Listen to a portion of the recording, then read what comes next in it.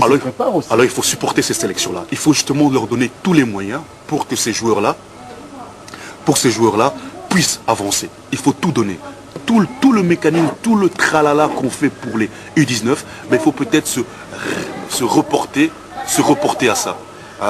Parce que c'est important à un moment qu'on soit tranquille à ce niveau-là. Donc moi je ne pense pas que c'est une bonne chose de mélanger les deux. Il faut garder les locaux chez les jeunes comme on les a, et après à partir de là, faire un travail pour justement ces locaux-là atteignent justement les équipes d'âge peut-être d'ici, et en leur faisant passer comme un message, vous venez dans les équipes d'âge de Paris, de Marseille, de Monaco, de Bruges, de Standard, mais le but pour vous maintenant, c'est d'accéder à un cran dessus et arriver à jouer justement l'équipe première, parce qu'on va avoir besoin de vous pour l'équipe nationale A. Alors pour l'équipe nationale A justement, pouvez-vous dresser le profil du nouveau coach? Parce que là on ne sait pas encore, Neveu doit partir, Neveu doit rester, mais le profil du nouveau coach.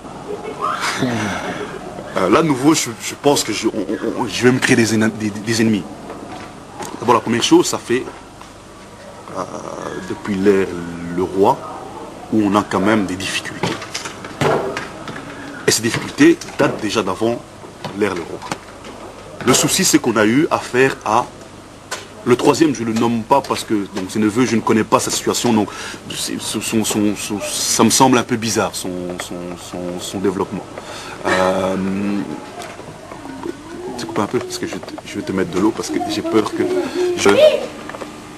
Voilà, on parlait justement du profil du prochain entraîneur des Léopards. Voilà, revenons au profil du nouveau entraîneur de Léopard.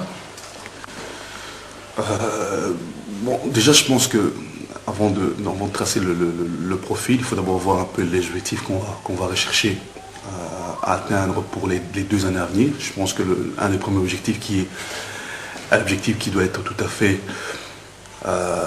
bien resté dans la tête. Je pense que ça fait quelques années qu'on a raté la Coupe d'Afrique, donc il faut absolument qu'on y soit. Ça, c'est une première chose. Donc l'entraîneur qui doit venir doit se dire, j'ai une mission qui est très très difficile, très délicate, mais je viens pour qualifier cette équipe-là. Il faut savoir aussi savoir qu'on sera dans un groupe difficile, donc il faudra aussi justement par rapport justement à ce profil-là, voir les personnes qui sont capables justement de créer des sensations, de créer des surprises. Deuxième chose auquel je reviendrai, c'est se dire, traçons un peu l'historique de tous les entraîneurs qui sont venus au Congo.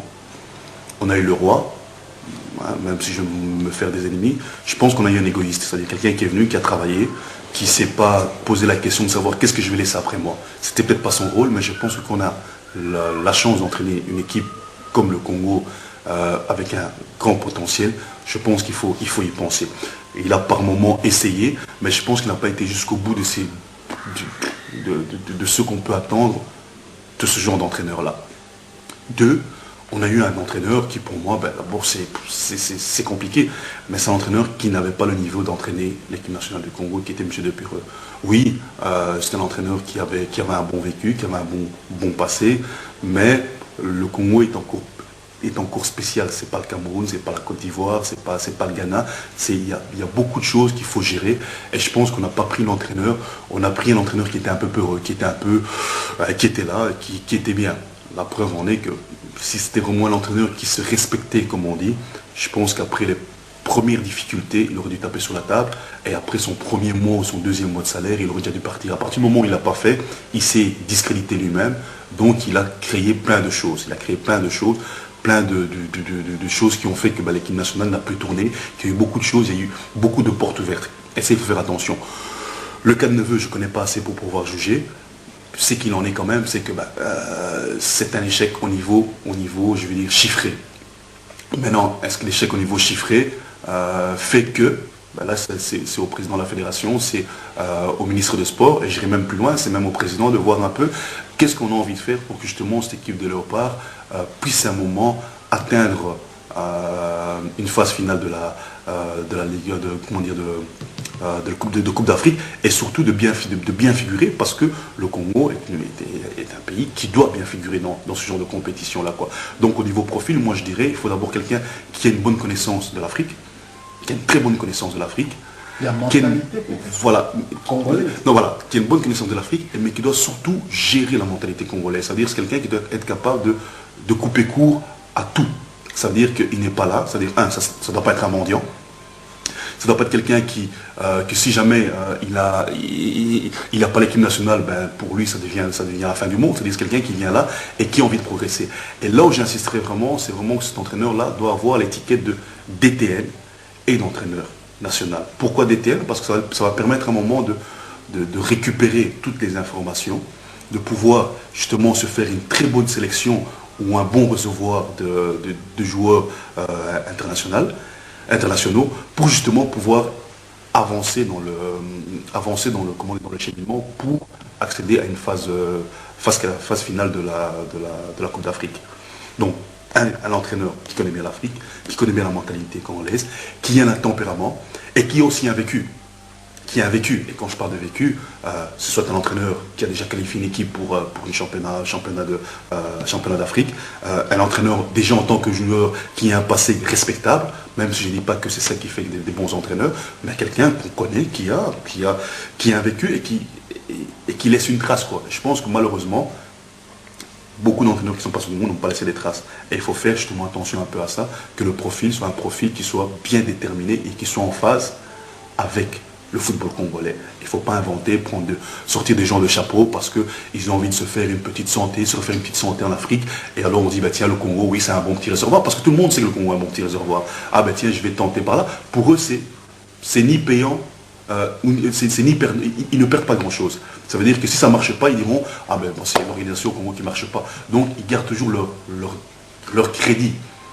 Il faut vraiment l'entraîneur qui ose se mouiller et qui se dit, ben, je viens pour qualifier le Congo à la phase finale de la Coupe d'Afrique. Vous savez, je parlais avec un entraîneur il n'y a pas très longtemps, qui je pense a une grosse envie d'entraîner au Congo, qui me disait, au Congo, la première chose, c'est que c'est un pays où chez soi, on a les 9 points. Chez soi, on doit avoir les 9 points. C'est-à-dire que on ne peut pas. Congolais. C'est un entraîneur qui est expatrié, qui est un entraîneur. Moi, je tairai le nom, j'espère que son nom sortira. D'origine congolaise. Non, c'est un entraîneur qui est expatrié, qui est européen, mais qui connaît bien le cas de l'Afrique, qui a déjà travaillé en Afrique. Donc, il disait donc, c'est déjà. Mais qui n'est pas candidat. Je ne sais pas. Je ne sais pas. Je me tairai à ce niveau-là, je ne sais pas. Mais je pense que déjà cette phrase-là, moi, ça me dit, tiens, c'est un entraîneur qui sait qu'au pays, chez nous, il n'y a aucune équipe qui passe. Que ce soit Cameroun, Côte d'Ivoire, Égypte, il n'y a aucune équipe qui passe. Après, il faut aller créer l'espoir. Il faut aller créer l'espoir au Cameroun, au Sénégal, et il faut surtout ne pas sous-estimer l'île Maurice. Parce qu'aujourd'hui, les petites équipes n'existent que sur papier. Sur le terrain, les petites équipes n'existent plus. Donc ça, pour moi, il faut vraiment ce profil-là de l'entraîneur qui est ambitieux et qui a envie de réussir quelque chose de grand avec le Congo et qui soit pérennisé dans le temps.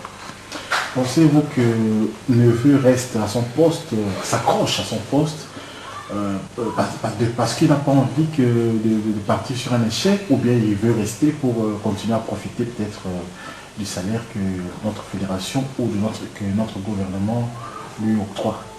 Ben déjà, s'il ne veut pas partir pour ne pas laisser un mauvais, c'est une bonne chose. C'est-à-dire que c'est quand même quelqu'un qui a conscience que son passage n'a pas été que positif. Et j'espère que c'est ça. Autre chose, ben, je pense que son nom a quand même été cité dans pas mal de clubs aussi. Donc je pense que c'est qu'on lui, voilà, c'est qu'on le pays aussi, voilà, ce qu'on lui propose, il pourrait le trouver ailleurs. Donc je ne crois pas que c'est quelqu'un qui s'accrocherait à son poste pour l'argent. Maintenant, si c'est pour autre chose, il faut bien étudier la question et surtout lui donner, si c'est le cas, lui donner tous les moyens. Mais là, je dis encore, il faut rester logique dans ce qu'on fait. Le Congo a besoin d'un entraîneur performant, avec des grandes qualités humaines et surtout des grandes qualités de coaching et de quelqu'un qui tire vers le haut, quoi. Ton avis alors par rapport à notre groupe, le Cameroun, le Sénégal, l'île Maurice, est-ce qu'on a des chances vraiment d'espérer, même commencer par espérer? Ben, je pense que si on n'espère pas, on téléphone à la CAF, on leur dit on n'y va pas. C'est-à-dire qu'on leur laisse déjà qu'ils ne jouent plus qu'à 3. Donc ça c'est une première chose. Donc, déjà, rien que par rapport à ça, il faut déjà se dire, ben, le football est un sport tellement merveilleux qu'à n'importe quel moment on peut passer. Maintenant, par rapport aux équipes, par rapport aux forces qui sont là, je pense qu'il y a une équipe qu'il faut absolument se méfier, ce sera le Sénégal. Parce que c'est une équipe qui est bien en place, qui a raté pas mal de choses sur peu de trucs. C'est une équipe sur laquelle il faut vraiment faire très attention. À quel niveau? L'attaque du Sénégal Ben, je pense simplement au niveau qualité des joueurs qu'ils ont, c'est-à-dire qu'ils ont des joueurs qui sont d'un bon niveau. Mais qui n'étaient pas parvenus à se qualifier quand même. Qui n'étaient pas parvenus à se qualifier. Mais peut-être que c'est une équipe qui a pris conscience de ça. Est-ce que nous, on a pris conscience de ça? Est-ce qu'on a pris conscience que, est-ce qu'on ne s'est pas qualifié parce qu'on n'était peut-être pas si bon? Mais je pense que si le Sénégal ne s'est pas qualifié, peut-être parce qu'il leur a manqué quelque chose. Et peut-être c'est quelque chose-là, peut-être qu'ils vont le corriger. Et je pense que c'est vraiment une équipe sur laquelle il y a des bonhommes, quoi. Il y a des Niang, il y a des Diawara derrière. C'est une équipe, quoi. Le Cameroun, ce sera un peu, il faudra le voir à la sortie de la Coupe du Monde, comment ils vont se positionner, est-ce qu'ils vont tout changer.